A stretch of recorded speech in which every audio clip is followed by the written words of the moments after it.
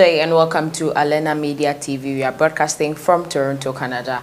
I am Elsa Abraham, and in this episode we are bringing you African news. Here is your headlines. Ethiopia supplies weapons to Sudan rebels in Blue Nile to occupy the Kurmik region. Egypt also hopes to resume talks with Ethiopia on the Grand Ethiopian Renaissance Dam. Ethiopia also urged to release detained journalists in Tigray. Let's go for a quick break. We will be right back.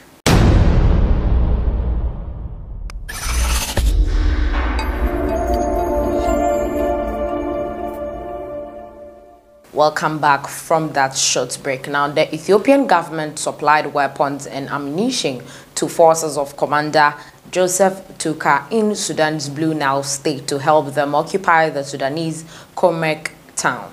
Sudan's official news agency, the SUNA, reported on Sunday. The Ethiopian logistics support was received by Commander Joseph Tuka, deputy head of the Sudan People's Liberation Movement, the SPLMN, militant organization, and leaders in his forces in Yabuz town on 27th February, SUNA said. Yabuz lies near Sudan's borders with Ethiopia and South Sudan. The Ethiopian government aims to use Commander Joseph Tuka to occupy the city of the Kurmik with the efforts and the support of Ethiopian artillery, SUNA said. The agency added that the Ethiopian step aims to disperse the efforts of Sudanese army on the eastern front, where tensions and clashes mounted between Ethiopia and Sudan over Addis Ababa's claims of ownership on the fertile Al-Fashka region. Meanwhile, Sudan Asharak News cited an unnamed official in the SPLMN denying that the government was received assistance from Ethiopia. The source also added to the private news website that the SPLMN is committed to the ceasefire resolution announced by its leader Abdel Aziz Al-Hilo. In August 2020, Sudan's transitional government signed a historic peace agreement with the Sudan Revolutionary Front, the SFR, a coalition of rebel groups from Darfur, the Blue Nile, and the southern Kordofan that included the SPLMN. However, Al-Hilo was absent. The agreement added 17 years of war. Tensions are also increasing between the two countries over Addis Ababa's transitions in the negotiations over the disputed Grand Ethiopian Renaissance Dam, the GERD, which threatens Sudan's reservoirs dam. Egypt also hopes to resume talks with Ethiopia on the Grand Ethiopian Renaissance Dam. Egypt hopes to resume talks soon with Ethiopia over the controversial mega dam to reach an agreement that serves the interest of the three parties involved in the disputes. Its foreign minister said that Egyptian Foreign Minister Sameh Sokri said his country has been communicating with Ethiopia over the Grand Ethiopian Renaissance Dam, which Cairo fears it will significantly cut off its crucial water supplies from the Nile River. No talks on the matter were made outside the framework of the African Union, the AU. Shokri also was cited by local daily Al-Mashri El-Yom. The AU has been mediating the talks between Egypt, Sudan, and Ethiopia.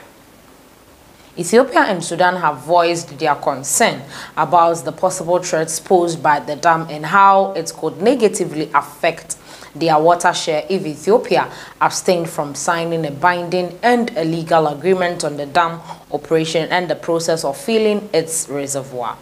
Ethiopia urged to release detained journalists in Tigray.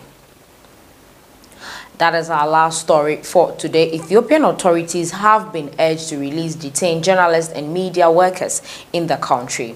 On Wednesday, authorities released a BBC report and several other media workers detained in the past few days by the military in the war-torn northern Tigray region. But the whereabouts of other journalists are still unknown. The release of BBC's Geme Gebru followed pressure from global media watchdogs and press freedom rights groups. He was released without any charge, and no official reason has been given for his detention. Geme, a reporter with the BBC's Tigrinya language service, was arrested on Monday alongside 4 other people at a cafe in the regional capital, Mekelle.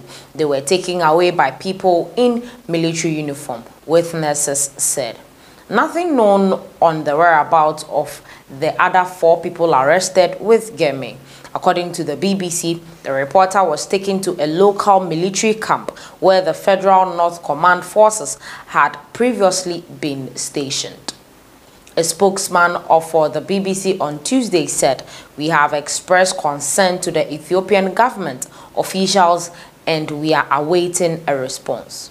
Within 4 days alone, the Ethiopian military during the weekend and early this week detained 5 other journalists and other media workers who were covering the conflict in Tigray.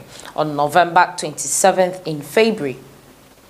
On February 27th, soldiers arrested 2 translators, the Fitson Berhani and working with an agency, France Press News Crew, and the Alula Akalu, working with the Financial Times, and a local reporter and a fixer, Tamremt Yemani. This is according to reports by the AFP and the FT. And the 2 journalists who spoke to the Committee to Protect Journalists, the CPJ, on conditions of anonymity, citing fear of reprisal. In a statement on the arrest of the journalists, CPJ's Sub-Saharan African representative, the Mutoki Mumo, said that the arrest undoubtedly led to censorship and create fear. The scarcity of the independent reporting coming out of Tigray during this conflict was already deeply alarming. Now, the Ethiopian military's arrest of journalists and media workers will undoubtedly lead to fear and self-censorship, he said. Ethiopian authorities should release these journalists and media workers immediately and provide guarantees that the press can cover the conflict in Tigray without intimidation. Months after being banned international media from Tigray, the Ethiopian government on February 24th allowed 7 selected foreign media outlets to cover Tigray.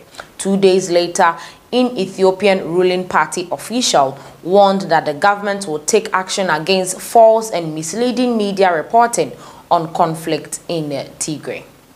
The Financial Times, AFP and the BBC were among the 7 media that obtained permission from the Ethiopian Broadcasting Authority and the Ministry of Peace to report to Tigray. In a statement, Phil Chedwide, the director of the AFP Global News, said that no charges were pressed against Fitson Berhani and his collaboration with a media outlet should not be a motive for his arrest. We call for his immediate release. The Financial Times also said that it was taking every possible step to ensure release of the jailed journalist. Our concerns have been raised with the relevant authorities as we are working to understand the reasons for the arrest. A spokesperson for the newspaper told the Reuters. The Tigray region has been under military command since last November, after Prime Minister Abiy Ahmed announced a military operation to oust the Tigray People's Liberation Front, the TPLF. Late in November, after government forces took control of the region's capital, Prime Minister Abiy officially announced that war on Tigray was over. However, clashes between the federal forces and the forces loyal to the TPLF have continued in many parts of the region, and the state of emergency remains in place. Thousands were killed in the fighting and tens of thousands were also displaced. This is where we end today's episode on African News. Please like, share, comment. Let us know your thoughts on this particular episode. Thanks for watching.